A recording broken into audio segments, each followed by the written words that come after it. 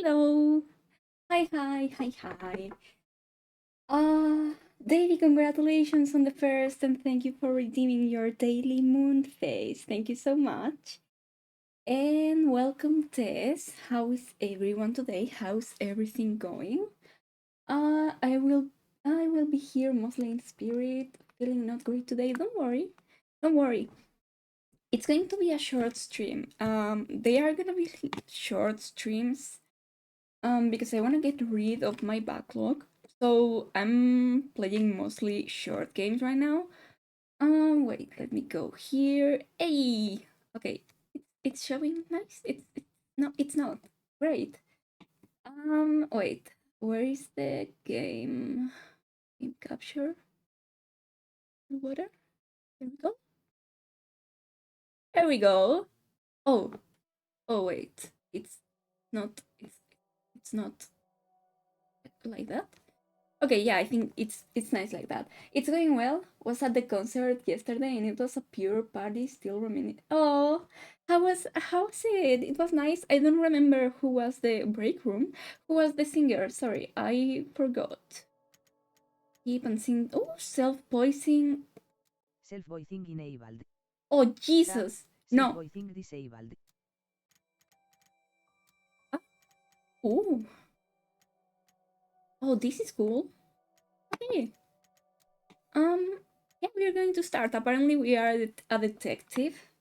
Wait, actually, let me read it.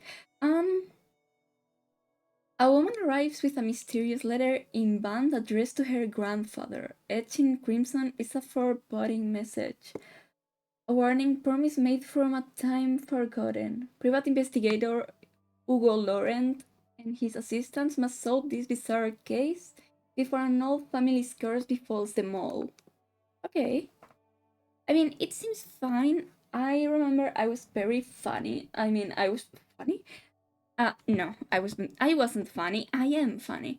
I was very excited when I saw gay and detective in the same spot, so I just grabbed it.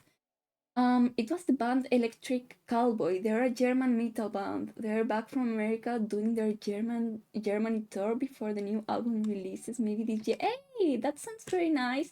And hi, TJ. How are you? How's everything going today?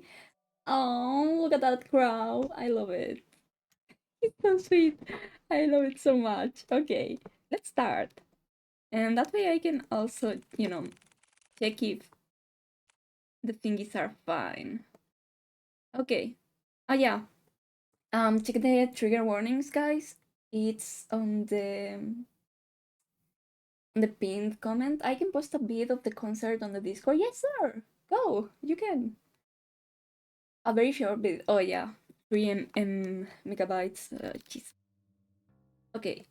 Let me check if this is fine. Yeah, I think the proportions are fine.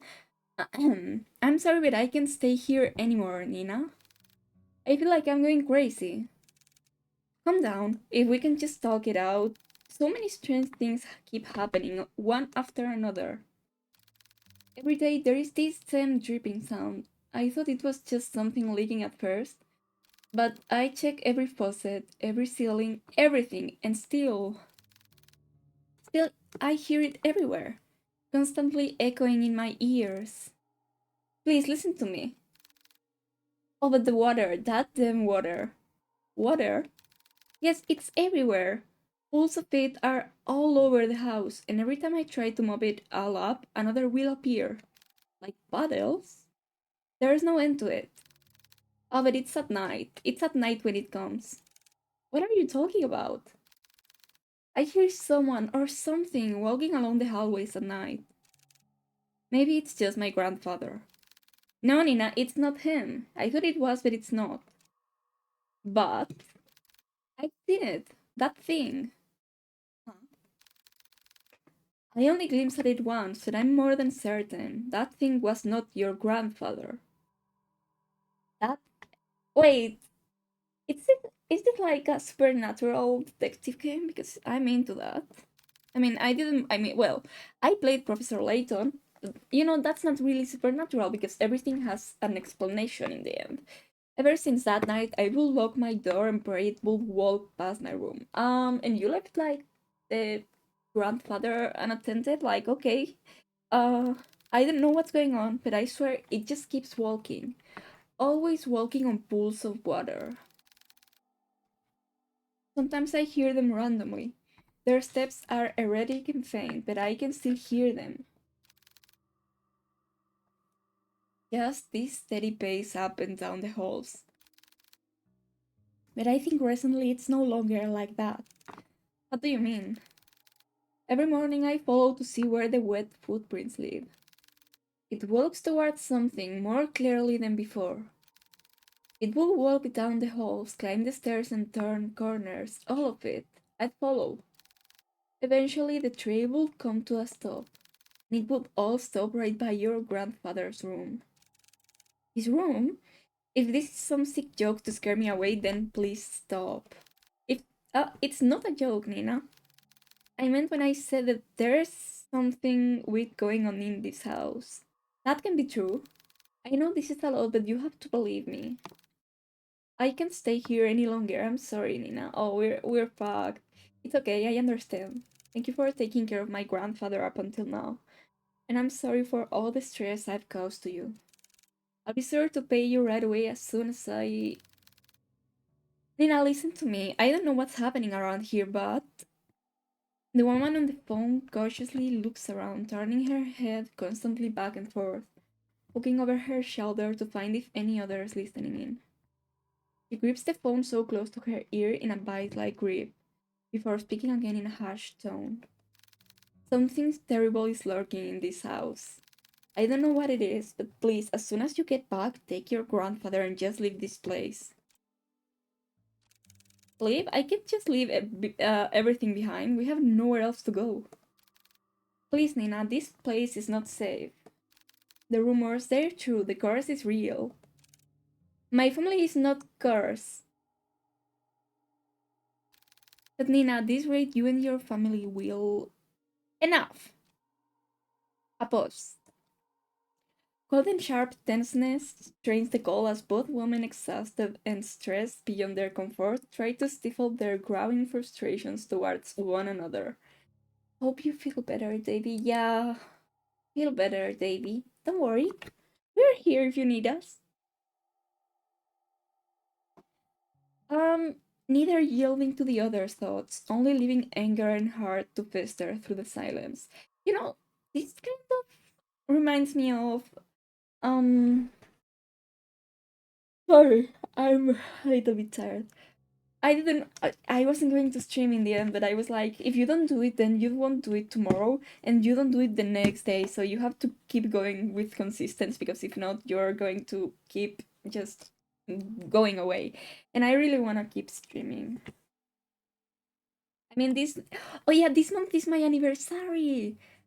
Oh, 2 years! 2 years streaming and 1 year affiliated. Guys, I'm so excited. I'm planning on a long stream. Playing some things like how was that called? The game of Edith something? Emily? No. Something. I don't know. I'm very bad at this. Anyways. Oh, Bly Manor! Bly Manor, that's the what resembles the plot. It remembers Jesus, I don't know how to speak. It reminds me of Bly Manor. After what feels like a suffocating stillness, Nina finally sighs heavily and responds bluntly to the caretaker. Look, I don't know what you heard or saw, but I can't just leave things like this. Whoever or whatever they are, they will answer to me. I won't let them have their way. I don't have time wasting my energy on these stupid cars. So if you can help me, then so be it. I'll find a way. Nina. My grandfather is all I have left. He is all I have left. Oh, uh, this is the grandfather, I guess. He doesn't look very old. And I'm guessing this is the thing that we are scared of. Hangs up dinner. Okay. I thought dinner was with two N's. I wonder if. Wait. Anyways, amid a foggy morning, there sits a man by the corner of a booth. He drinks black coffee, Monster, and depending on his mood, occasionally orders a donut. That's better. And today it was just black coffee. Oh my god, look at him. He's gay. Look at those bags under the eyes. The coat. He's gay. He's so gay. He's Harry Dubois. Dinner is a term for a casual restaurant here. Oh, yeah. I was going to talk about that because like dinner, and it was like 7 a.m. and I was like, huh. Okay, maybe it's not diner. Oh, diner? Like that? I swear I've never seen that amount of paperwork in my life. A freaking mountain worth of it. Okay. Yes, thank you, David. Thank you, thank you. You're a valuable member of our team, Hugo. My foot. Okay, I'm starting to believe that I was bamboozled into joining their agency. You probably were. Hugo Laurent, age 30, takes a good look at his cup of joe and chugs it all in one sitting. Cup of joe. Isn't that slang too? He then continues to grumble to himself about last night's grueling work at the office. I really need to find a different job. Well, you can't now. You are my detective. As he contemplates his poor life choices, he's so me for real. He looks out towards the early mist. There was something inherently terrifying about the fog to him. How it engulfs everything and nothing. You have seen the mist lately, sir? Have you read anything of Stephen King? Even if it disappears, it always leaves behind traces, like dead bodies, proof of it remaining. Even in a quaint little town like this, I can't even run from my fate, I guess. What fate? What are you talking about? There? Hugo finally stares at the compiled newspaper clippings he put together. Scrapbooking! I love that. Some of them from recent events, but mainly all were past headlines of missing person cases. No matter how many times I see this, it's still just as hard to look at. Fixating case after case, he can't help but remind himself that there is a reason for all of this. A no too personal reason. Seeing strange things comes with a price. In the end, I'm the one doing this to myself. It sounds like it. Does he have like visions or something? He can see dead people, ghosts? Sounds rough. Mind if I join Kuya? An annoyingly familiar voice interrupts his train of thought. He slowly looks up to see the one responsible, although reluctantly. Good morning, Hugo. Hugo scolds and turns away from him. He then gathers the files and shoves it back into the binder. Binder. Meanwhile, the tall man takes this as an initiative and sits at the opposite end of the booth. He greets the waitress passing by and orders himself the hefty body breakfast special with an extra plate. Okay, as usual, the waitress is happy to oblige. Oh, wait. I know. Wait, no, I've seen that. I've seen that. No.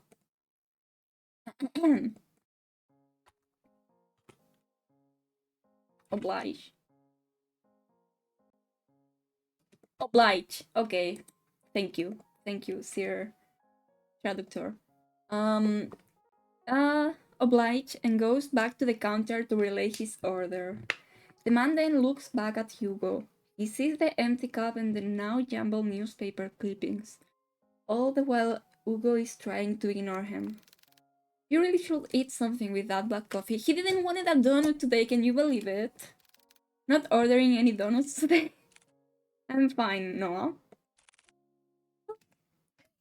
Cute name too. Oh, wait. That's actually the name of my cousin. I'm just not in the mood, okay? Whoa, what was that? Not even a little? I don't think so. There is a momentary silence between them before Noah disturbs it once more. Well, too bad for you. I ordered a big breakfast for the two of us. Two. Oh, I'm hungry now.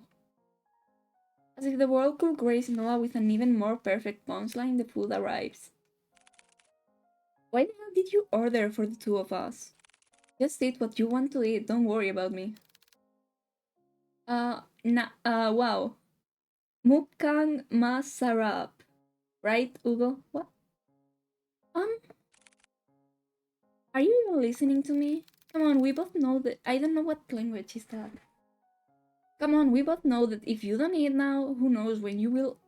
Who knows when you will, and I'm not about to let you faint again. Oh, he saw me for real. So open wide. Noah De Leon, age 27, a natural-born charmer, is also the only person in the world who lovingly threatens him to eat every day. With a pensive look, Hugo finally gives in and eats a generous spoonful without further complaints. It's good, right? Good food will always help cheer you up. If it has sugar, yes. Damn him, I got swept away again. He's so grumpy, I love him. He's so sweet. Oh, by the way, the chief will be out for a business trip. She mentioned it will be for a couple of days. When did she tell you this? I didn't hear anything about it. Yesterday, I think? Yesterday. She told me to sort out on the cabinets yesterday. She didn't mention anything about the business trip. I guess it was a pretty sudden one. Well, I mean, she did tell me to tell you. And lucky me, I know where you go every morning. You know what? I'm not surprised anymore. Well, what do you want me to do? We technically have the day off. I'm gonna head back to the office. There's a couple of boxes I didn't get a chance to sort out. In that case, I'll come with you. Why? You could just rest for the day. And pass up this opportunity to get to know you better, Kuya? With it. After their enlightening banter, the two of them finish their breakfast, pay for their meals, and head to Hugo's car. As Noah opens the door to the passenger seat, he notices a bloodhound sleeping inside. What?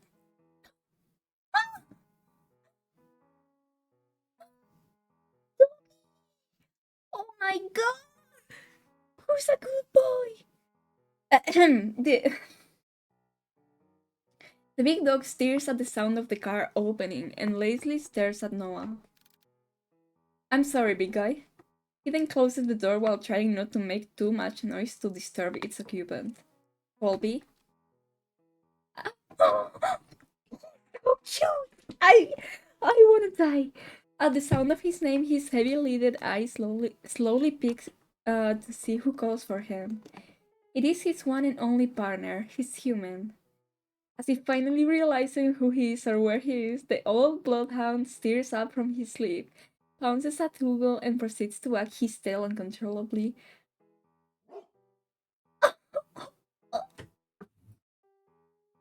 So pretty!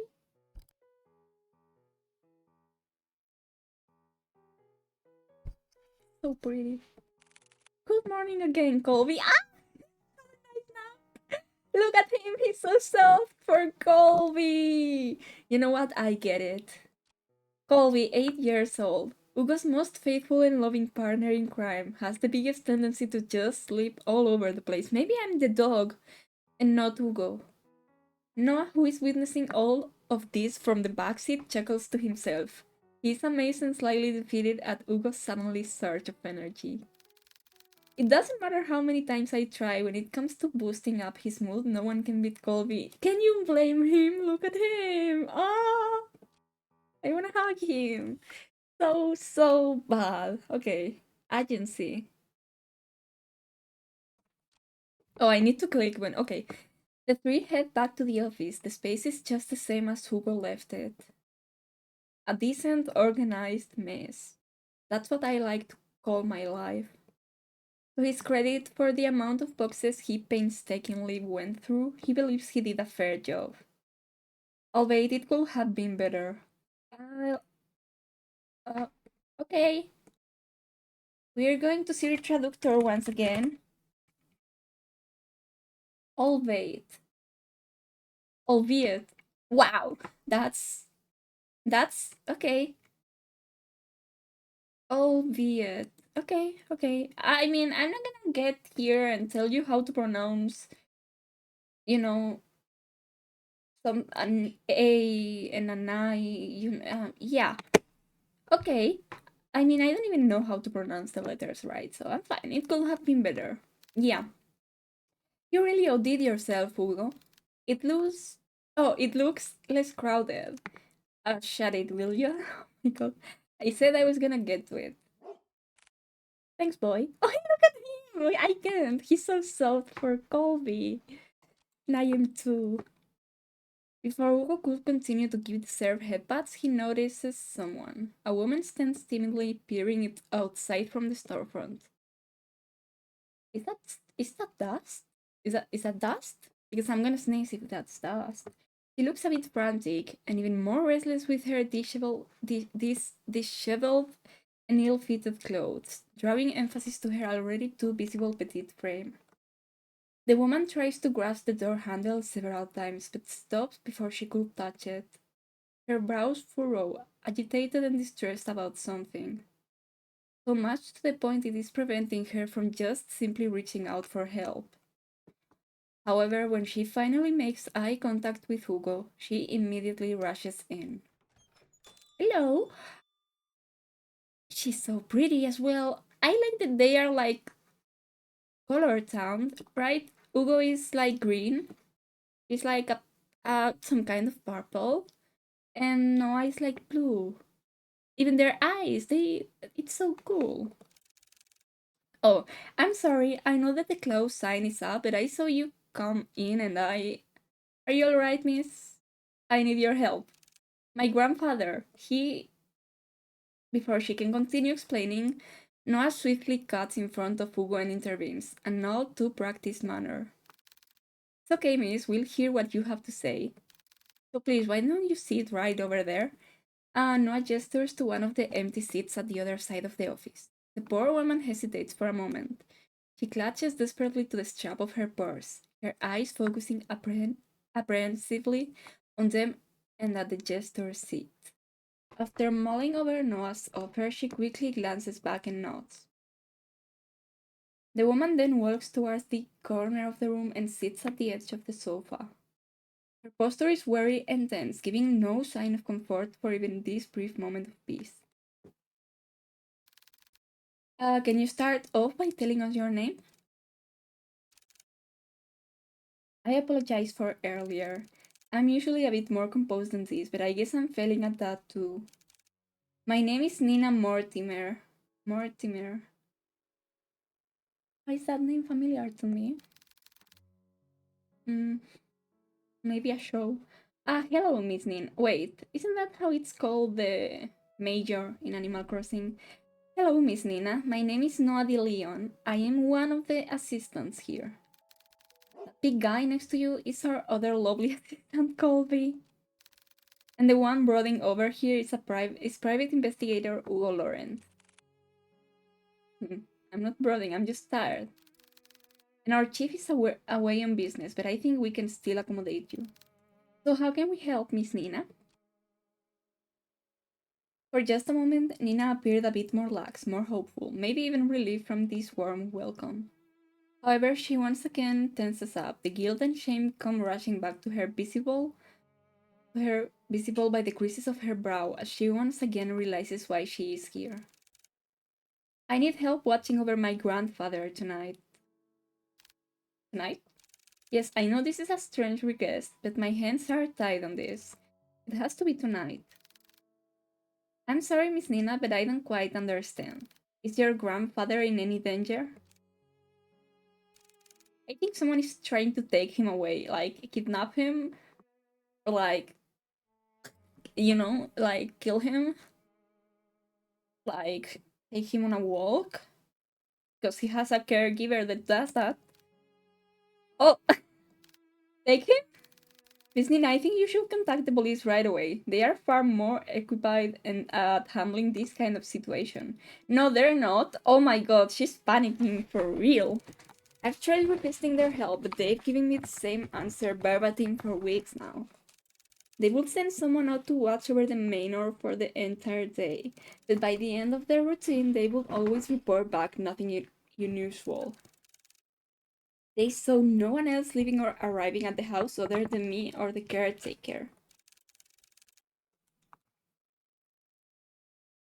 And despite telling them all in detail about the letters and all the strange things that's been happening, there is nothing they can do about it. But just sit around until it escalates even more. I can't wait any longer, any more than this, and then it'll all be too late. If only I knew who Louis was. Louis? She lets out a gasp. Her hands shot out to cover her mouth, realizing she had said too much so carelessly. She tries to avert their gaze, but Hugo stares persistently at her. Is Nina, who is Louis? Are they the ones causing all of this? Once more she contemplates, her brows knit closely together as she bites her lips nervously. It's as if the words she wanted to say have suddenly died out, too heavy to even utter.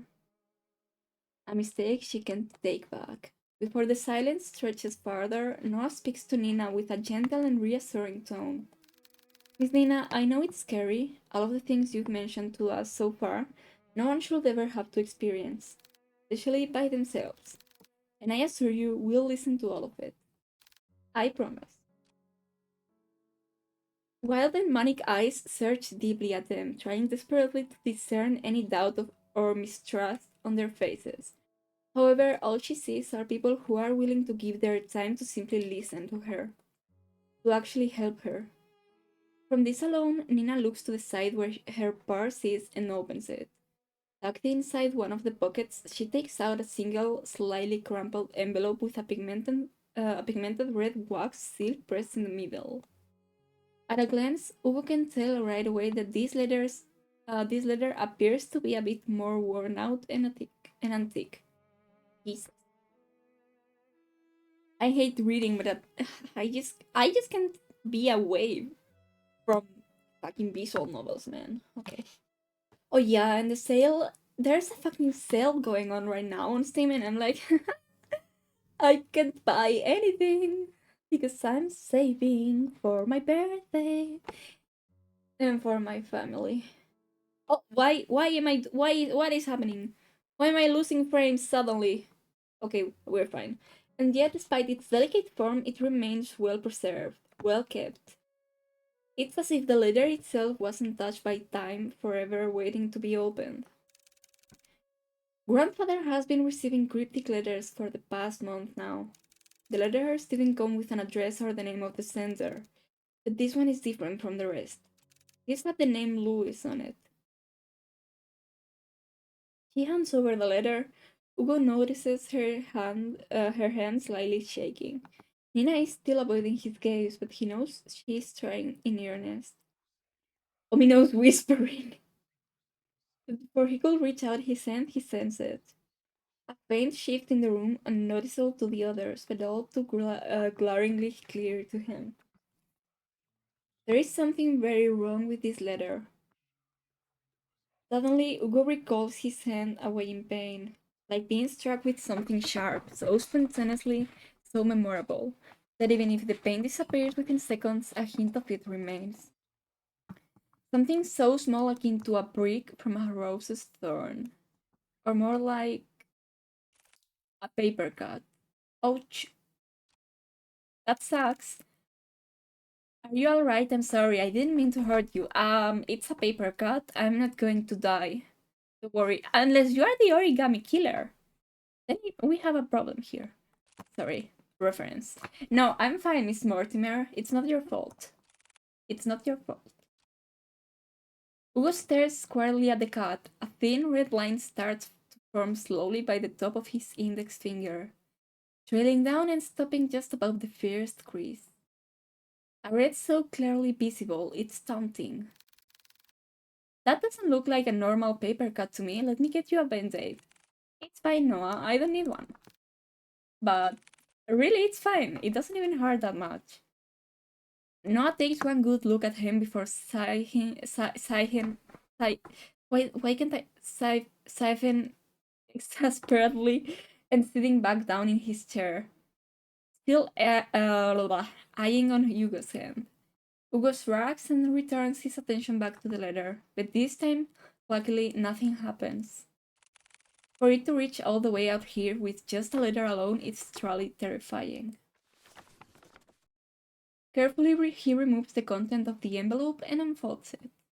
At first, it looks like any other normal written message. A person named Louis is asking the other, Henry, to come meet him by the lake at midnight. What if they were just lovers? What if this Louis is the ghost and he's just trying to like go to Henry, maybe the grandfather, needing to share something important with him?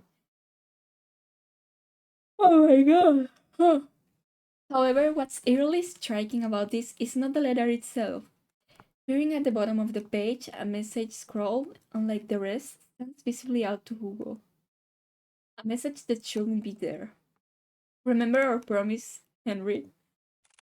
Oh wait, that wasn't a question. Remember our promise, Henry. When did you receive this letter? Yesterday. And your grandfather, where is he right now? He's currently back at the house with a caretaker. I promised them I wouldn't be out for too long. I made an agreement with them, you see. Oh, what sort of agreement? The caretaker we have now agreed to watch over my grandfather, but only during the day. Before nightfall, they will leave exactly at the same time. Before nightfall. I wanted to believe that this whole thing was an elaborate scheme to scare my family away. I know this sounds crazy, but at one point I thought everyone was in on it. The mail carriers, the officers, the caretakers, everyone had a hand at making our family suffer. But this one was different. Up until now, I've never heard of anyone by that name. Not a relative or family friend, but they clearly know who grandfather is. If I don't do something about this, I'll lose him too. Oh no! Just by uttering the words alone, Nina begins to break down. The stress, the anxiety, the fatigue, all of it was finally catching up to her. Her body hunches forward, her hands pressed close to her eyes as she tries to cover the stream of tears running down her face. Oh no! As an act of comfort, Colby sits closer to Nina while Noah fetches tissues for her. Hugo, on the other hand, is puzzled. You said this whole thing has been going on for the past month, but something doesn't add up. And before nightfall, I think there is more to this that she's not admitting. Whatever happened with the letter, I am more than certain. Certain that whoever or whatever Louis is, they're coming for blood. I can just reject it? No, we're taking it. I've only streamed for 37 minutes. Yeah, it's short, but not that short. Do you want more Tizos? Well, we'll do it. We'll take on your case. For a moment, everything goes still. Their eyes and attention are solely directed at Hugo, whose eyes have a certain gleam to them, now unwavering and more determined than ever. Terminate, terminate. Before anyone else speaks, Nina stands up, wipes away any stray tears from her face, and walks up to him. You'll take it? Hugo simply nods. Thank you, thank you. You don't know how much this means to me. I'm like a robot reading. I'm sorry. We're glad to help, Miss Nina. Please just call me Nina. Well, Nina, we'll do our best. Nina smiles at Hugo and Noah in gratitude, her eyes renew with a faint gleam. I hope that maybe things will change for her and her family for the better. However, before heading out, Nina reaches into her bag once more. She takes out a small piece of paper and a pen and hastily starts jotting down something. I'll be on my way now. I'll let grandfather know ahead of time you'll be coming. 496 70 Chart Street. Also, this is my address. I'll be sure to greet you all when you arrive. And thank you again, truly. She politely bows to them and walks out the office, already reaching into her purse for her car keys. Hugo watches from his desk as she goes to open the driver's seat. Nina looks back at the office window and takes one last look at Hugo. He waves slightly at him before finally pulling out of the parking lot and driving off. Once out of sight, Hugo turns to look at his cluttered desk. Still messy but presentable. I guess I'll have to sort this out later again. Okay, 5:30.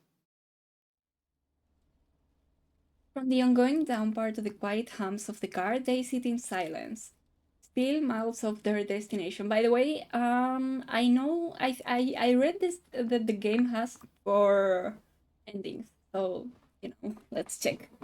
Hugo constantly checks the rear view mirror to see any passing cars, but it was only them on the road. Noah, who usually chats his air off by now, leans quietly against the car door as he looks out to the passing streetlights, reserved and distant. What's wrong? He hasn't said a word to Hugo since they left the office. Hey, you're a lot quieter than usual. What's wrong? What? What a surprise. Have you been looking at me, Kuya? No, you idiot. You usually talk a lot. That's all. So do you miss me talking? Why does he gives me vibes of Kaya of Genshin Impact. Just say it. Do you believe her story? What? Given all the things she's told us, do you think she's telling the truth? Yes, I believe her. Or at least I believe she hasn't lied to us. But I can't shake this feeling that she is hiding something. Like if she left out certain details on purpose. Also, why did she have to travel this far out of town for a private eye? Surely there must have been another far closer to her home than ours. I just don't know how to explain it. As expected of you, Hugo. Are you making fun of me? No, not at all. I'm just admiring your observations. I didn't want to offend Nina earlier, so I kept quiet until she finished. And her last name caught me off guard. Me too, but probably not for the same reasons. Huh? Have you heard about the Mortimers? They're a pretty distinguished family that own a steam fishing company. That's funny because there's something fishy here. Haha, I'm so sorry. Well, they used to, I believe. Everything is very related to the water. The pools of water, the rain, fishing, the lake. They have yet to name an heir. What do you mean? Shouldn't it naturally go to Nina? It should, but I don't know. From what I heard, each time they try to name a successor, that relative mysteriously disappears. Each time, how many of them have been? Huh? Gone without a trace, or so anyone thought. Their bodies both soon turn up months after. Oh! And you know what's strange? All of them have been labeled as accidents by local news. Interesting. No foul play, just another unfortunate loss for the family. They've been struck with so many tragedies that, over time, people began to believe they were cursed or something. Cursed. I think I can understand why she wouldn't go to the police again. I really said police instead of police. They most likely thought she was seeing things and went along with the procedures just to keep face. But deep down, they must have thought she had gone mad. I can't imagine all of this for Nina. And most of all, who knows what we'll find there? Is that why you decided to come with me? Well, partially. I'm more worried about you, though. Me? Why? Think of it this way. I'm the appointed driver. When you decide to do some pretty reckless shit, I'll be there to drive you to the local hospital. Jesus Christ. Okay. I guess we have a history. Uh, besides, 2 is better than 1. Exactly. I was fine with Colby coming with me. The dog? I mean, I get it. Emotional support and shit. But, two looks are better than 1, and 2 brains, and 4 eyes. That can speak, and I isn't like nice to when you are the detective going in pairs, couples, no, in case we die. He's so cute. Well, have you heard that 3 is better than 2? Oh, that 3 is better than 2. That 3, I was like, what 3? Uh, Mortimer Estate, 6 p.m. Passing through countless dirt roads and steep cliffs, the estate can finally be seen beyond the evergreen. Nestled away from prying eyes, it stands tall, magnificent, and classic. Truly a rarity only afforded to the privileged. Boo! Eat the rich! And yet, with all its opulence, it looms from a distance. Hugo and Noah could, could only gaze at the sheer scale of the manor. Its grand stature topples easily over the thousands of houses they drove past. Wow, look at the size of it. I could never imagine seeing a house like this in person. It's almost too surreal. Come on, she's waiting for us. There's one like this, similar, at the place where I was raised. I think it's like 1 million of euros. Dollars. I think it's mostly the same, maybe a little bit more.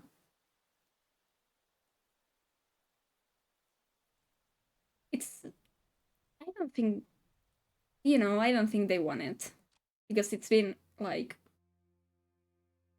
immediately after exiting the driver's seat, a sudden sharp pain weighs heavy on Hugo's chest. Grasping tightly at his coat, he begins to grasp for her. His vision his vision paces as he leans close to the car, trying desperately to ground himself. Like a fish drowned out of the sea, he desperately heaves. The air in his lungs escaping too quickly burns as he feels his throat start to strain, growing tighter the more he breathes. But this pain pales in comparison to a feeling far more excruciating. Like he's drowning or something? Is it the house? No, something far more sinister. He feels it. Someone is watching him. A piercing gaze fixed on him, like leering at a bug and waiting to strike. We'll be together soon, Henry. What the hell? Damn it, already? I need to hurry or else. Hey, are you alright? I'm having a moment. Noah calls out to him, snapping him out of his fixated trance.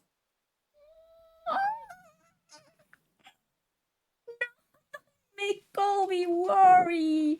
Colby nudges his head against Hugo, whining with concern over his partner's well-being. Oh, I wanna smooch him. Did you hear that just now? Hear what? That voice. It was so close to my ear. Is everything alright? Oh, I'm fine. Don't mind me. I'm just a bit winded out from the trip, that's all. I'd be happy to make you a tea at the very least, if it's not trouble. Look at him. Look at how forcefully he's trying to keep it cool. No, not at all. It's the least I can do. Once again, this subtle uneasiness from Nina surfaces. But before Hugo could get a chance to look farther into it, she walked off towards the front porch without saying another word. Are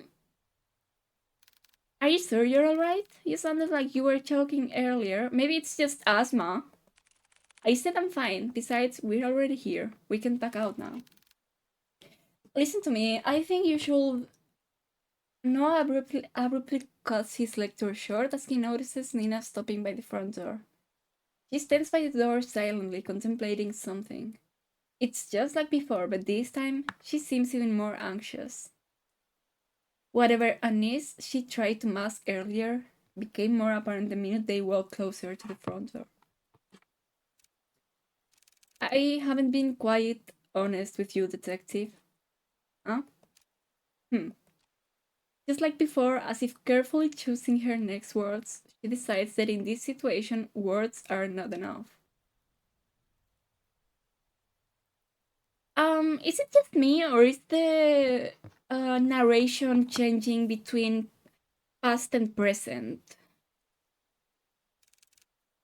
You'll see for yourselves what I mean.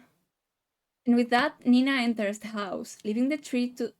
Fuck! The three to follow behind. I'm gonna start calling them the tree. They are the tree team.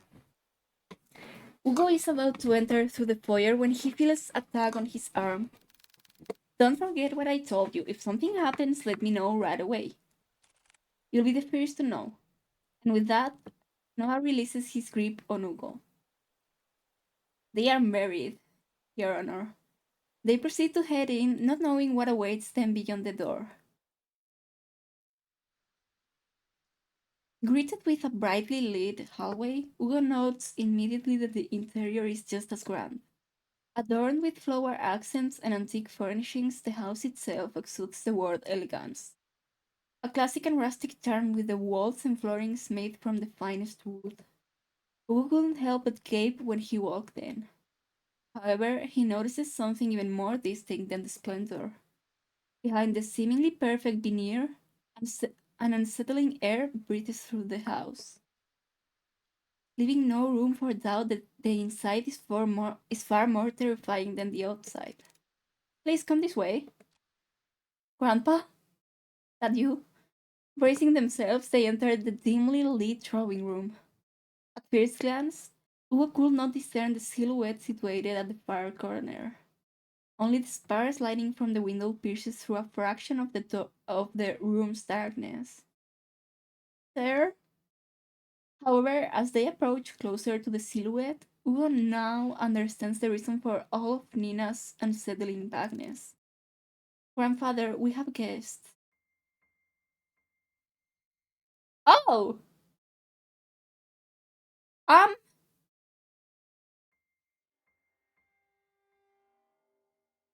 Um, see, this is what I was doubting before. He didn't seem so much like a grandpa. I don't know. Look at the hair. Sitting on the armchair is a very young man, not much older than Ugo or Noah. He is dressed modestly and shares none of the imposing presence of the manor. No, rather, such luxury does not even remotely reflect on the man before them at all. Jesus, I don't know how to fucking read. It's as if the flow of time had stopped only for him, while the rest had continued changing drastically without him. Just like the letter, timeless, delicate, and jarringly out of place. Staring only at the window, the young man sits there, dazed with little acknowledgement of the people around him. Still, motionless, like a doll. Grandpa, these are the people I spoke of. This is Detective Laurent and his two assistants, Colby and Noah. I'm glad that she introduced the dog as well. They're going to help us. Even after introducing them to the head of the Mortimer estate, Ugo and Noah could not help but feel unnerved. The man before them is supposed to be frail and older than any of them. And yet here he remains, forever unchanging, forever young. Is this the portrait of Dorian Gray or something? They've come a long way, so I'll be making some tea. Would you also like some, Grandpa? He does not reply back, nor does he glance at Nina or anyone else in the room. Only fixates his gaze on the rain, nothing else. And where is this lake that they were talking about? I'll be sure to make a cup for you too. He then timidly gestures to Ugo and Noah back to the foyer. Give me a second. Just checking something. Oh yeah. I don't want to say how close is that word to certain word on Spanish. Bearing more questions, the two follow Nina outside, but before they leave the drawing room, Hugo takes one last look at the young man. There is a note of familiar air about Henry Mortimer. His eyes, they're similar to his own. I know, I was going to say that. Whatever he must be longing for, Hugo knows it will never end well. Nina, that man, yes, he's my grandfather. The one I asked you all to watch over. I know this is hard to believe, but Nina draws something out from her pocket. It's an old picture of a handsome man with sleek back hair wearing the finest of suits. The gentleman in the picture has a different air to him, one of the wealth and power, none of which reflects at all on the current Henry Mortimer. It's almost as if looking at two different people. This isn't much to go by, but believe me, they are the same person. Then why does he look so young? It happened a few nights ago. Okay? I was on my way to get a cup of water when I heard a loud thud coming from my grandfather's room. I was worried that something fell over, so I went to go check. When I opened the door, I found him collapsed on the ground. I rushed to help him up, but when I did, he looked so different. He wore the same clothes that my grandpa wore that night. And his face, I recognize his face. Sorry, I'm making a bun. I know I always do a bun, but like, I don't know why my little guy is I don't know, it's loose. He looked younger. So many things were rushing through my head at the moment, and yet I knew he felt familiar to me. I know it sounds bizarre the more I talk about it, but that's what happened. Huh. That was also the same night I found that letter. It was next to him, already opened. I'm sorry again for all of this. No matter who I went to, they either said something was wrong with me or my family. With everything going, oh, I read that very bad, very poorly. With everything going on, maybe they're right. The pools of water, the letters, Louis, and now this. I've been ignoring the signs for years and just blindly hoping things can get better if I try finding solutions on my own. But that's not enough anymore. Maybe my family is really cursed. No, they're not. Curses aren't real. Detective? I think we easily get too involved in believing that sort of thing exists. In truth, the ones who fixate on it make it their reality. Rumors, doubts, lies, all of those things are what they want to become real. Deep rooted emotions like that can't possibly be healed or fixed right away. But like a curse, those emotions drag other people down with them. Personally, I think you were caught up in all of this. But I assure you, we'll see this through. For you and Mr. Mortimer. Thank you. Good. Now, our first priority is to find out more about Louis. In the letter you showed us back at the agency, do you have it with you? Ah, yes, it's here. Do you mind if I borrow it for a bit? I'll be sure to give it back. Of course, but what are you going to do with it? I've searched everything on that letter and I still couldn't come up with clues. I'll be using it as a reference or a guide, if you will. I'm afraid I can discuss too much of the process, trade secret and all. He looks so awkward. I'll check upstairs. Noah, you and Colby check the ground floor.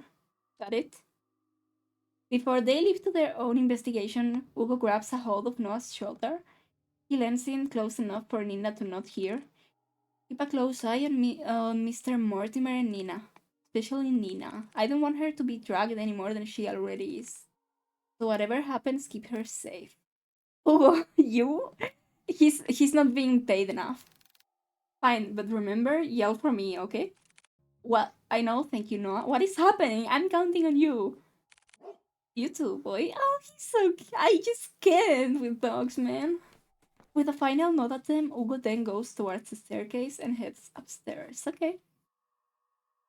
Noah stares for a moment longer at Ugo's back before he disappears into the first floor. He then turns to look at Colby. Well, it's time we get to work, right, Colby? Aww.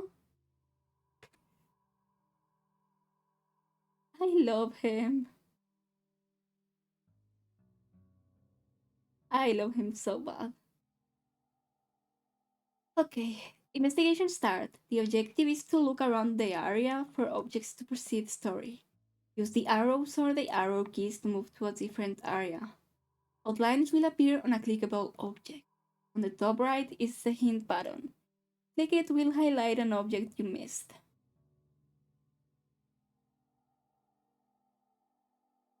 Okay. Oh!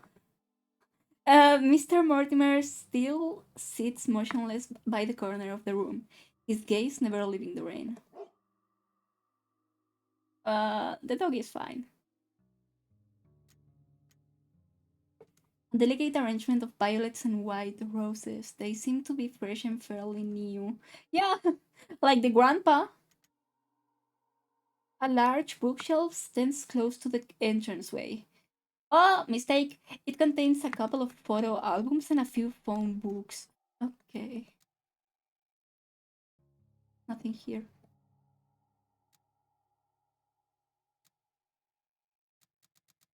I can go.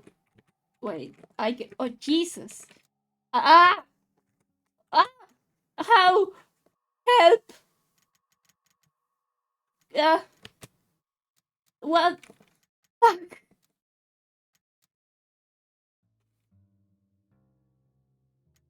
Oh, Christ. Okay. We're fine. Um.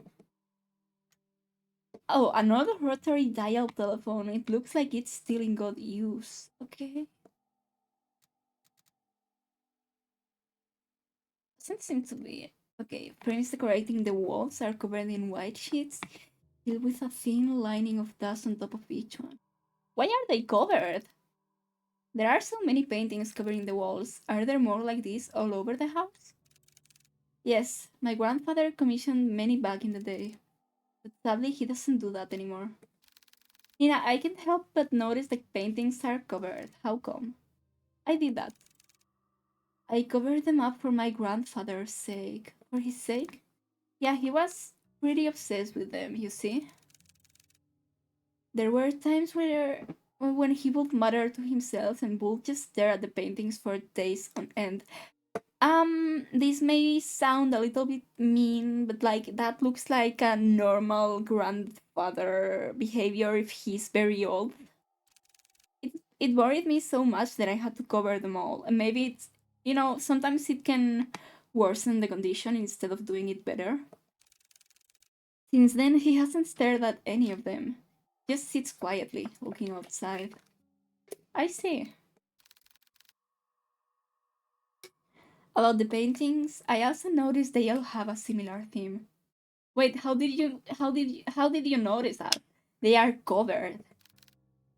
They all had water in them. I'm a fucking genius. I know this isn't a coincidence since you've told us before, but if there's anything you know, anything at all, then please tell me. Can I ask you a question first? Ah, sir, go ahead. Do you believe in mermaids? I would have expected anything but that. I was hoping, I don't know, that Luis was someone that drowned on the lake or something. Mermaids? I don't suppose I do. Why? Casting her gaze to the floor, Nina anxiously fidgets and tightly clasps her hands together. She then briefly sighs and continues. Well, there's this story, or rather more like a fairy tale that my family has passed down. Fairy tale. Yeah, well, it feels like one to me. It was about a fisherman who fell in love with a mermaid. Or a merman! Every day and night he would go out by the shore to gaze at her beauty. But one day she vanished, leaving him confused and heartbroken. Determined, he would sail many seas for a chance to see her again. Sailing from coast to coast, new lands beyond, and back. He will go. Not long after, fortune followed him all throughout his journey and made him one of the wealthiest and most highly respected in his village. However, despite all the wealth he gained through his travels, he never found the mermaid again. She would only be a dream, nothing more. And that's the end of the story. It doesn't end happily, but I guess there was a lesson behind all of it. I just never understood it. Me neither. It doesn't seem like there's a moral to it. I mean, what if you love something, let it go. Uh, uh, uh, uh, don't search mythical creatures if they don't want to be found. Um, mermaids lure sailors. What do you think happened to the mermaid? I know it's an exaggeration, and yet I can't help but wonder. It's hard to say. I just feel bad for both of them. To be honest with you, I'm not a fan of sad endings. Oh, I love them. Be gay to crime? Exactly! Posting being gay and doing crime. I got an ad, resume. Hello. Hi, Paige. Hi. How are you? How's dinner going? How's everything going, actually? I I don't know. I think we're gay. I mean, I heard we are gay. I saw it on the resume. And I think I know who is gay. This man and the man that is upstairs right now doing who knows what. Uh, I'm good. Everything's up good. How's you? I'm fine. I I'm enjoying this. Even if I am struggling to read in English. I'm having fun. I mean, if it's a mystery and it's a gay mystery, I am down for this. If it were me, I would wish the fisherman and the mermaid could see each other again. Or at least that's what I think. Even if they weren't meant to be with each other, that's what I was talking about. Like, the mermaid left. I think we can, if you love something, let it go. Let it go, let it go. Yeah, I think so at least. I wouldn't want to imagine going through a journey all by myself. That's the only thing I can imagine. Like, I want to get out of this country, go through the world with, I don't know, camera. Um, hmm, maybe my Switch, because I can't live without. Yeah. It's hard being alone. Okay.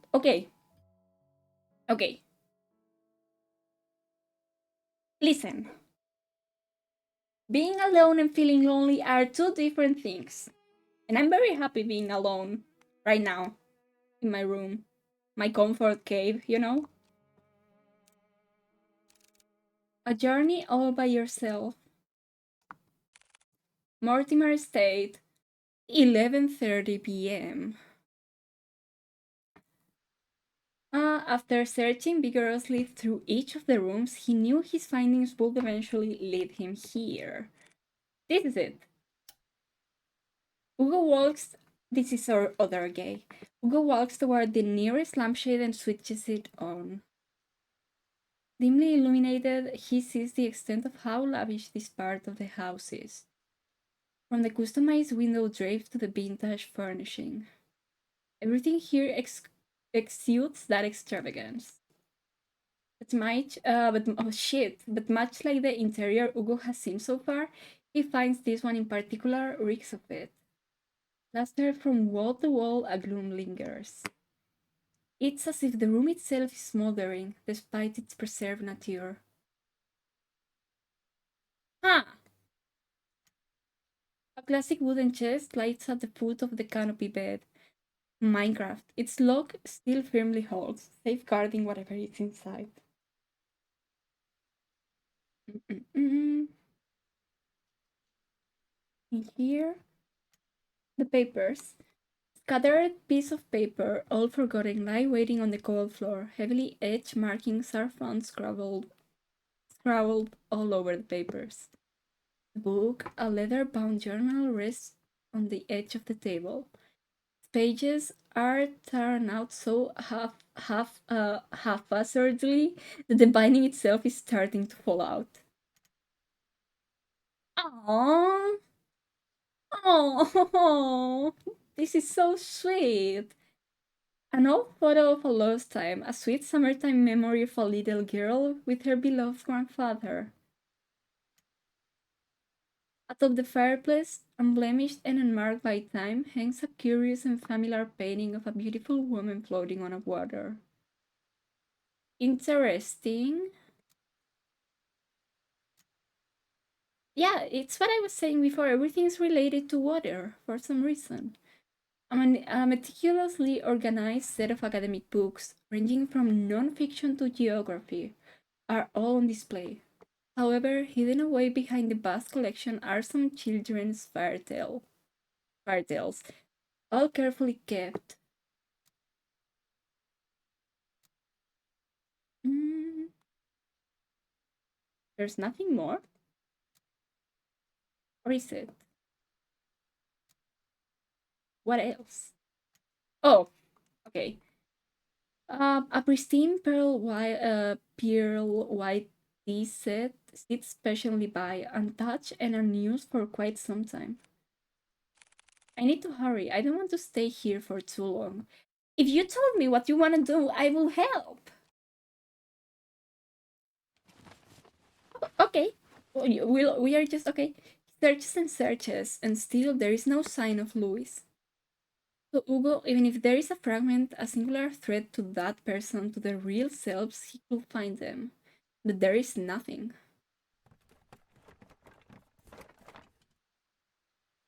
Not one thing pertaining to him. It's as if the thought of Louis barely exists at all. What is going on? I clearly sense that presence from before, but it's gone again. I wish I had more time. No, calm down. It has to be here. I just need to focus. He ponders again, retracing every step and every little detail, hoping that he overlooked something. Yet all he knows is that the one tangible thing that connects him, that tethers so closely to his face, and most of all to Henry, is the letter. Words of promise, of love, all delicately etched onto a page, but tainted with a powerful and dark emotion that has been festering for too long. Tainted. From the very start of all of this, Hugo believed that whoever Louis was, they were the ones responsible. He thought he could find them and convince them to stop their hunting for good, to bring them peace and to move on. However, that isn't the case anymore. Maybe it's Nina? The unnatural force that binds everyone so closely together in this family is not the cause of an angry spirit. No, it's something far more devious than that. The own grandfather? As he takes the letter out from the envelope, he notices a change within. Bearing no foreboding thread at the bottom of the page, it looks just like a regular letter, or rather what it once was. Wait, what about the calligraphy? If we compare it, a sad and tragic love. Oops. If you can come, then I understand. Things have gotten more complicated with your mother ever since she found out about us, right? I'm sorry, Harry. I said it! I said so! I said so! They were gay! Be gay! Solve crime! In this one. I'm sorry, Henry, for everything. It hurts to see you so turned up like this. I will never hurt you or drag you along with me. If this is to be your farewell, then can I ask you one last favor? Will you keep my locket? I know this is selfish of me, but I'd like for you to have it. I'd be happy to know it's safe with you. My heart will forever be yours, Henry. Oh my god. With love always, Louis. I wanna die. So this was the true letter. A small warmth emanates from the paper, wrapping closely around his fingers, quiet and soothing. The fragment Hugo was searching for. Luis, I'm sorry, you were also a victim in all of this too. Please, if you can hear me, I need your help. Oh! Without warning, the sound of a click can be heard across the bedroom, as if something unlocked itself. I thought we looked at it, like inside, like with the trinket sound and everything. Ugo turns his head towards the sound and sees the chest. Unlike the other furniture, its dark and rustic features have not been maintained well, left to rot on its own. Suddenly he stops at the sound of a sweet voice whispering to him, beckoning him towards the fireplace. Come here, my dear, sweet boy. You know what? What if we don't? What? No. So, maybe this is not Henry. Maybe it's the mother or something. Dude, are you fucking kidding me? Are you going to? It's the mermaid. The mermaid is luring us, right? Don't go. No, stay focused, Hugo. I won't let it get to me. Preparing himself, he heads towards the chest and opens it. Inside, scrambled together, are bunches of notebooks and small trinkets. Hugo continues to rummage through when he stumbles across an old newspaper article. Young man found dead by the lake. I'm a fucking genius, guys. I mean, okay, I know it's simple, but come on, I'm smart. Can someone tell me I'm smart? An unidentified young man was found on the morning of 3 days prior to his death, according to police. Rolled as a suicide, police have claimed that the travel youth drowned himself. This certainly is a tragic loss. An unfortunate event indeed. No claim of his body has been made yet. Louis. By the corner of Hugo's eye, he spots a bright glint buried beneath the clutter. He reaches for it. The locket! Aww! A locket of brilliant gold shines unblemished, retaining a timeless luster. Inside it, it safeguards a picture of a young man with glasses, smiling brightly. This must be the locket that he was talking about. It's so pretty. I'm surprised it still shines like this. And this picture. Did he put this here? No, it might have been Henry. But why would he store it away like this? What should I do? What if we take it to the grandfather?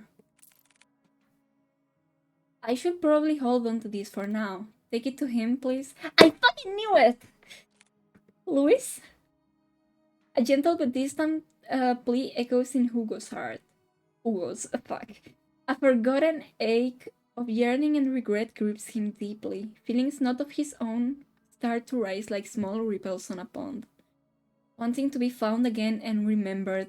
This is exactly like Bly Manor, but gay instead of lesbian.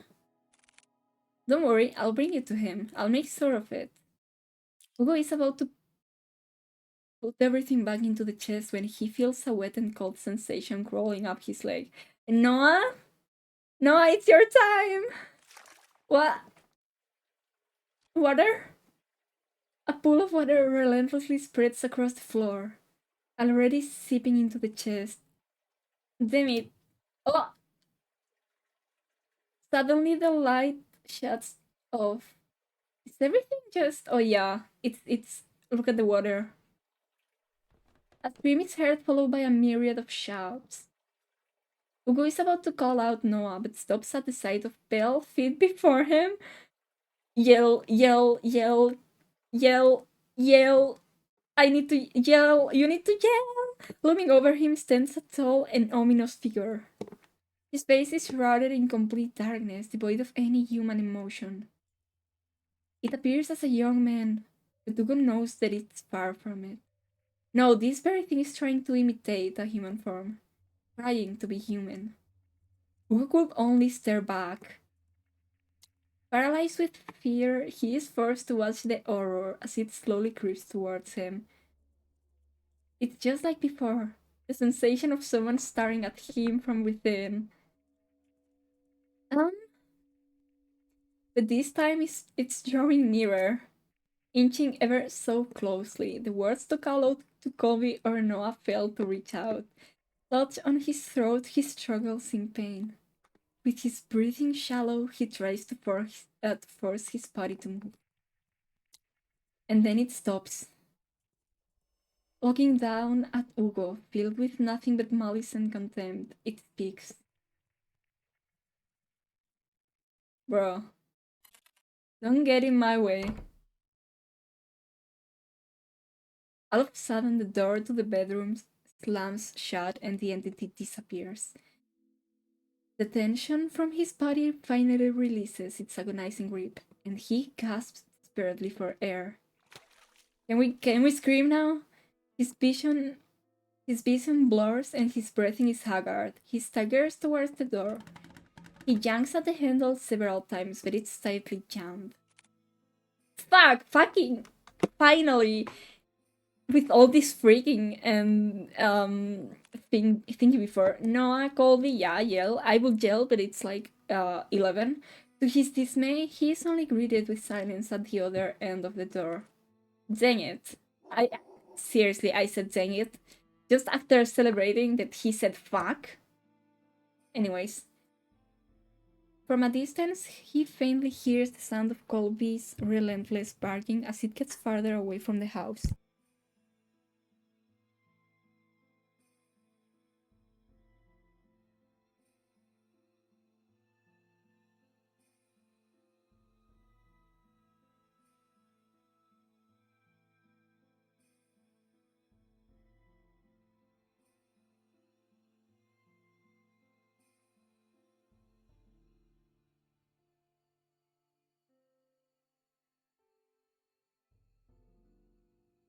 Sorry. I have my dinner now. From a distance, he faintly hears the sounds of Colby's relentless barking as it gets farther away from the house. Hugo rushes towards the window. He tries to pry it open, but just like the door, a heavy force prevents him from doing so, like being underwater. His movements slow and drown out, as if being dragged down by that thing. Like this. Frantically looking around the room, he spots a nearby chair. Without a moment sooner, Hugo grabs the chair and starts to strike the window. Bit by bit, the window cracks get larger with each blow, splitting of smaller pieces. What the hell is this thing made of? Bulletproof glass! Still trying to catch his breath, he musters all the strength he has left for a final blow. Damn you, just break already. Good job! Well, hey, that happened. Clearing out the remaining glass shards, Hugo peers his head out to see any railing he can grab hold on. I hope it's this one and he can grab here. Or this one and he can just come to the roof, maybe do a little parkour, I don't know. However, he discovers instead that the wall adjacent is covered in ivy. Oh, I mean, it's better ivy than nothing. Despite how heavy the rain has drastically become, he reaches out for it, grabbing a handful of the vines. Carefully, he climbs out the window, gripping tightly and making sure he doesn't lose his footing. Yet, to his luck, the patch of vines he clutches starts to tear away from the wall. We have a lot of bad luck. Out of desperation, he struggles to find his grip on another, but fails when his hands slip out of reach. Shit! Ouch! Clamoring wildly as he loses grip on the ivy, he crash lands down onto a thicket of bushes. Air pours out of him. He heaves uncontrollably, trying to even out his breathing. But even that is laborious. An immense pain spreads across not only his back, but his entire body. God, I'm getting too old for this. Although his body screams out in pain, he forces himself up. There's still time. I can do this. I have to do this. With staggering feet and haggard breathing, he makes his way to the place where it all started. The lake? To the lake, where this tragedy starts and ends. Lake. No time, seriously?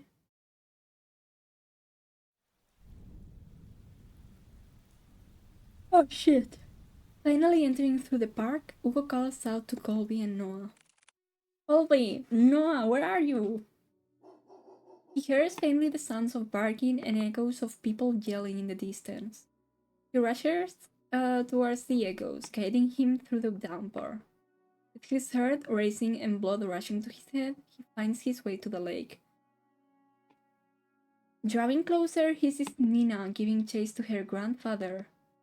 Unfortunately, she doesn't get too far as Noah stops her. Grandpa, stop! Grandpa, oh no! Let me go! My grandpa is... It's dangerous. You'll get hurt too. I don't care. I don't want to lose anyone anymore. It's at that instant Hugo trudges against the water, bursting in Nina's stead. Hugo? Don't! Please fall deaf to his ears. Not even the whines and worried cries of his partner could make him turn back. Not even Colby? Determined, he forged ahead, and nearing the deep end of the lake, he sees Henry Mortimer gazing directly at the abyss. You know what I just noticed? Henry is the name of one of the kids in Bly Manor. When was this game made? He looks even more frail and disheveled than before. It's as if all the life he's lived up until this point has begun to fray, draining every ounce of himself and surrendering it all to the lake. Before Henry could lean in, Hugo reaches out and tugs at his arm. Mr. Mortimer, listen to me. Nothing is waiting for you down there, so please come back to the shore with me. Motionless and unresponsive, he stares deeply into the water. The haze over his eyes is still obscure and persistent. There are so many things we cannot afford to lose in our lives, and you're one of them. To Nina, you're all she has left. She needs you, Mr. Mortimer. Hugo felt it. A slight jolt from Henry's arm, as if stirred by the mention of Nina. Hey! Oh! I wanna cry! He slowly turns to face Hugo. Nina. However, just as cruel and violent as the storm, Henry jerks back, wrenching his arm away from Hugo's hold on him. No, all of this is my fault. If only I got to Louis sooner, then none of this would have happened. He was waiting for me, was patient with me, and yet for all the things he's done, I choose my family over him. He's gone because I didn't pick him. Bestie. Bestie, I don't think that works like that. You were afraid, it's fine. Henry backs farther away from the shoreline. Mr. Mortimer. His manic eyes never straying away from Hugo, as he keeps his distance from him. Lois, I'm sorry. I was the one who dragged you into this. You deserve so much more. And I wished. Henry struggles over his words. He clasps tightly to his shirt, his throat dry and taut from all that he has bottled up. From all those who represent silent years of just waiting. Waiting for this curse to finally take him. I wish I had gone with you that night, Louis. Sir, even if you still covet that wish, it wouldn't resolve anything. Not for you or Louis. I read what he wrote to you those years ago. He's gonna kill us, that's a little bit private, don't you think? He understood if you didn't want to come see him, but the thing is, Mr. Mortimer, Louis never thought anything less of you. He said so in his letters to you. His letters. For the longest time, I wanted to believe he hated me for that, resents me for that choice. Or at least, I thought it was easier for me to think that way. How long has it been since I talked about him? It's been too long, sir. But that's why you don't have to shoulder all of that pain by yourself anymore. We can talk about it. About you and Louis. All of it. together. Hugo extends not only his hand to him, but a promise. A promise that Henry had yearned for so long, a way to forgive himself. He hesitates at first. What a fool believes in deserved forgiveness, everyone. Such a thing doesn't exist. And yet, despite everything, Hugo still reaches out to him, to a stranger. Maybe he can be forgiven. Just as he was about to reach out for Hugo, a hand slithers around Henry's instead. Motherfucker. Oh! Its arms unnaturally contort around him while its head perches on his shoulder. This thing. This Louis is no longer pretending to be human. With piercing cold green eyes, it glares directly at Hugo, mocking him, cursing him, wishing nothing but despair. We can be saved. We can be forgiven. There is only one true way out of this. I will share with you the most happiest of endings. Before Hugo could reach out for Henry's hand, he disappears into the water. Mr. Mortimer! Oh man! Without hearing the anguished cries and desperate pleas, Hugo dives after him into the abyss. Oh, dang it. Okay. Plunging into icy waters, Hugo feels shock running rampant through his body, like spikes continuously piercing from his legs to the tips of his fingers, fiercely and unyielding. His chest tightens and his heart races as he begins to kick his legs, hoping whichever way he goes, he'll find his way to Henry.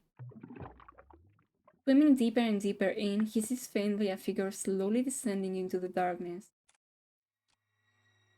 As he finally gets closer to Henry, long snake-like arms stretch across the void and grab Hugo's neck. Jane, oh, violence, shit, fuck. Violence, sorry, I'm just, letting it out. Violence squeezing all the air out from him.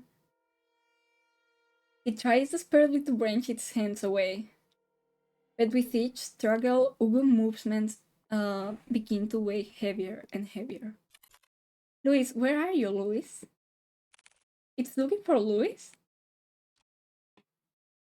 Digging deep into his coat pocket, he grasped tightly in his hand the locket that Henry kept and had long forgotten. Holding it out as it shines ever so brightly in the dark. Ah, there you are. Hello? It releases its grip on Hugo and instead reaches out for the locket. Taking this as a chance, he drops the chain and kicks with all his might to grab Henry's arm. With his heart and body screaming in pain, he swims desperately to the surface. He's 30, not like 60. Like, okay, I get it, he's old. Or that's what he says, like, come on, you can do it. You just need to make a little bit more sport. Almost there. I just have to. As the lights from the surface begin to blur, Hugo makes one last attempt to reach for it. With his limbs worn out and his energy spent, this is all he can do. Before he loses his consciousness, he notices a figure swimming towards them, getting closer and closer. And then everything fades to black.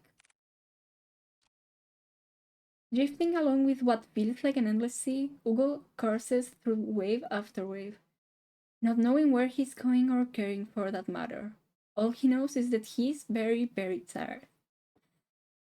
How long has it been since he had a good night's rest? Ah, it's been so long. Maybe I should take that rest now. Maybe don't go into the light. I like that so much. Please don't. I agree that you deserve it, but not here. Huh? I'm sorry for startling you. I just wanted to see you one last time before I go. Louis, you've done so much for me and Henry. I can't thank you enough. No worries. Oh, look at him. Now he's genuinely happy. I love him. I want to thank you too for watching over me. And also, I want to apologize for my remarks from before. I really thought that I had things figured out once I found you, but you know how that turned out for me. It's alright, really. After all this time, I didn't think anyone could hear me, especially Henry. Louis. I was worried about him for a long time. He always wanted to keep me away from his personal struggles, to keep me safe from them. And I was too stubborn for my own good. Honestly, I don't regret it. Any of it. Even if I could no longer reach out to Henry, fate with its thread back to you, or tangent, connecting us once more to this very moment. And for that, I am forever grateful to you, Hugo. You're welcome, Louis.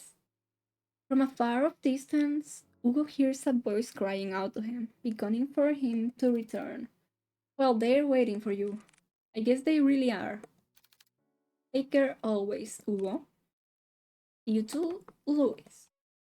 So, is Henry alive in the end, or did he. With his eyes closed and his sense still returning, he feels the constant tugs and licks of a certain bloodhound.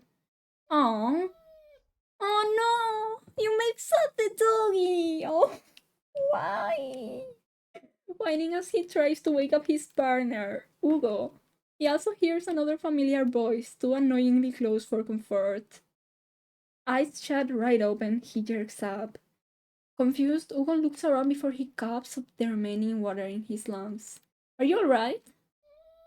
Noah starts to pat his back while Colby continues to whine over Hugo. What happened? Where's Mr. Mortimer? He's safe. So is Nina. They're both okay. The police and the ambulance should be arriving soon. Thank goodness. Isn't there more you have to say to me? I do apologize. I'm sorry. I'm just too stubborn for my own good. This instead of thank goodness. I swear you don't listen to a damn word I say. I'm sorry. Exhausted, he lets out a sigh, and he continues to pat Hugo's back aggressively when someone approaches them. Detective Laurent? Oh, Nina, there's someone I want you to meet. Grandpa? Grandpa! You need to cut your bangs. Behind her stands an elderly man. Frail in stature, he timidly looks to the side pensively, as he ponders to himself. Although his youth has long faded, his eyes are what catches Hugo's attention. They're no longer a piercing and vicious green, only eyes, just like Nina's. Hey! Hello, Mr. Mortimer, detective. I never got the chance to say goodbye to him. I always thought about it every day. What if Louis lived on in this world? What if he stayed a little longer with me? It's because of that constant mindset I drag everyone down. And I kept hurting, not only me, but Nina especially. I was the one who kept hurting her. The one to blame for all of this. Isn't these people like very uh these people is very hard on themselves? Like I'm no one to talk, but like come on. Not even I will blame myself for a spirit. Okay, maybe I would. You know what? Never mind. That you, someone that I'd never met, still went out of your way to save me, not knowing my burdens or my faults. Thank you. I mean, you're not a murderer, right? I can help, and I hope yeah. Hugo reaches out to Henry and smiles brightly at him. It's my pleasure, sir. But before he lets go, Henry tugs at Hugo's hands one last time. I hope that someday you too will overcome it.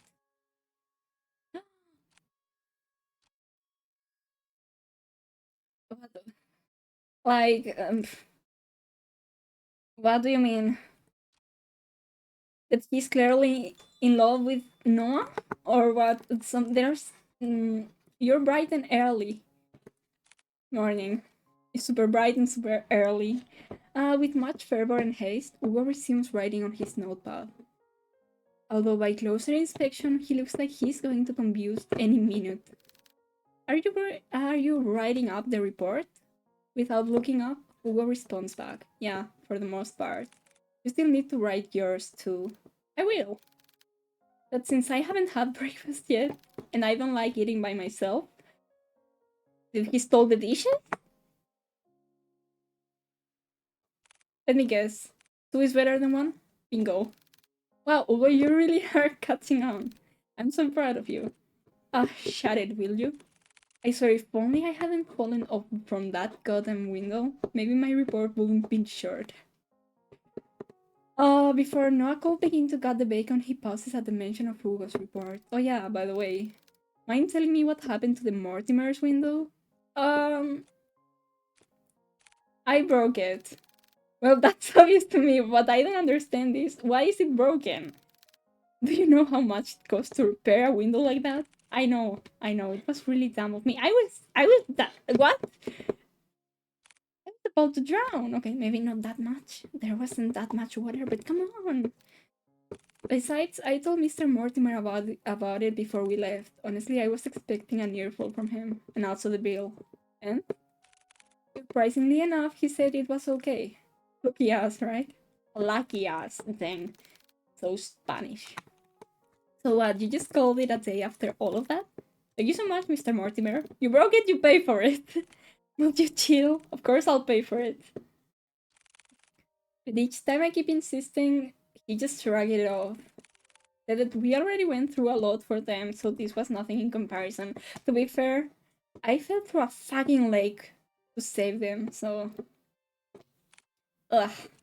You know what? He's right. After all that we went through, we deserve at least enough. But before he could walk away, he stops and sees a familiar person walking towards the storefront, carrying something with her. Nina? Hello. Good morning, you two. Oh. Just barely a foot through the door and certain bloodhound steers up from his resting spot and makes his way towards Nina, still uncontrollably waking up. Good morning to you too, Colby. Nina scratches behind one of Colby's ears, making his right foot move on its own, scratching an invisible but desirable spot for him. Good morning, Miss Nina. Morning. What brings you here this time around? Is everything alright with your grandfather? Yes, he's doing pretty well actually. Even better than before. We talked so much last night, I hardly slept at all. But honestly, it's been a while since I last spoke to him so freely like that. I hardly felt tired at all. That's wonderful to hear. Ah, but there is something else I wanted to ask the both of you. To put it bluntly, I need your help. If you two aren't busy, I would like some company eating this. Inside a clear plastic bag are a stack of 2 boxes placed on top of one another. She opens the box on top and reveals a colorful array of neatly decorated donuts, all lined perfectly. Dude, you can be doing this to me just today. Oh, come on. Just today that I don't have donuts, I get the fucking game that it's talking all the time about donuts? Come on. No cramped or squished spaces, a work of art in Woof's eyes. Wow, so pretty. Donuts? They look so delicious. We're more than happy to eat this with you. There he goes again with his donuts. Stop saying donuts! Oh my god, I'm hungry. But yes, please join us, Miss Nina. We were about to have our breakfast too. Weren't we? Oh, yeah, I'm going to search it. Wait. Oh, yeah, meaning. Another brother. Oh! The Philippines! That's so cool. Okay. Okay. Always so bright and in front of others. You don't make it exceptionally easy for me. You both have such great chemistry with each other. Say it. 1 second though.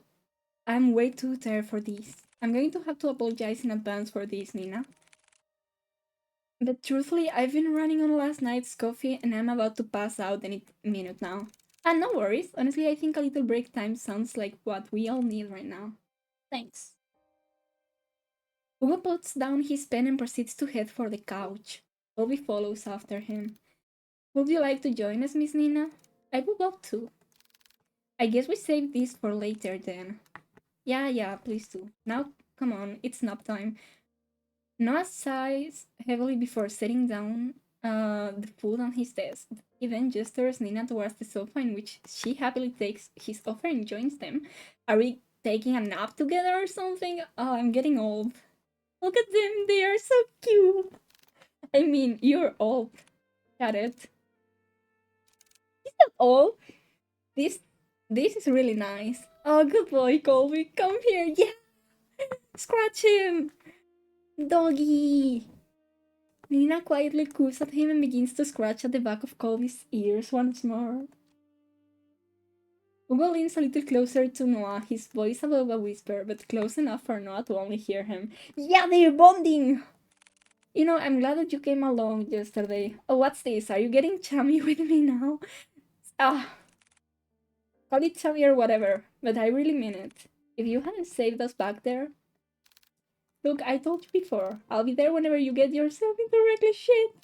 Besides, didn't you say this was nap time? Get some rest, you deserve it. You too. A calming silence fills the room as they bask under the morning glow, no big parties of celebrations. Just each other's company and sharing this small reward. They are so sweet. And small and warm comfort. Good end! The first one! The first time! Yeah. I am so cool. So freaking cool. Okay. Okay, we rave. Can we rave? Wait. Mm-hmm.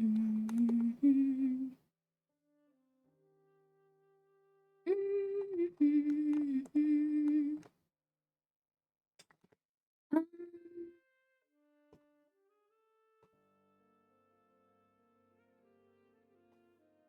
I don't know if Paige is still here, but I think she said that she was going to stream again, maybe? Huh.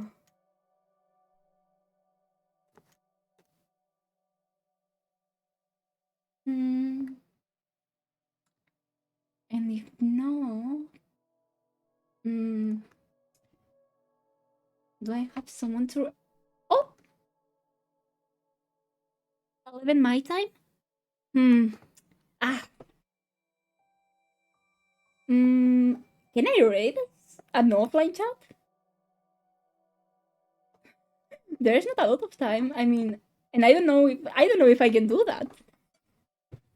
I don't even know. Okay. I think it's... I've been watching this instantly. Oh! Thank you, Paige. I'm glad you enjoyed it. Oh, wait, I didn't change the screen yet. Sometimes I just forget. I'm gonna try to raid you. Like, I don't know if I can raid an offline chat. This is an experiment. Paige? I'm... Oh my god, I forgot the P. Oh my god, and now I put an accent by accident. There we go. Oh, it works! Okay. Woo! Oh Jesus, I didn't say thank you. Guys, thank you so much for being here with me. We are going to raid Paige that is right there. She's gonna stream Heavy Rain in half an hour, I think. So if you're interested in story games and detectives, maybe check her out, follow her. She's very cool, and I hope you enjoyed your stay here. Bye bye, everyone. See you. I don't know if I'll stream tomorrow. If I do, you know what? See you next time. Bye bye.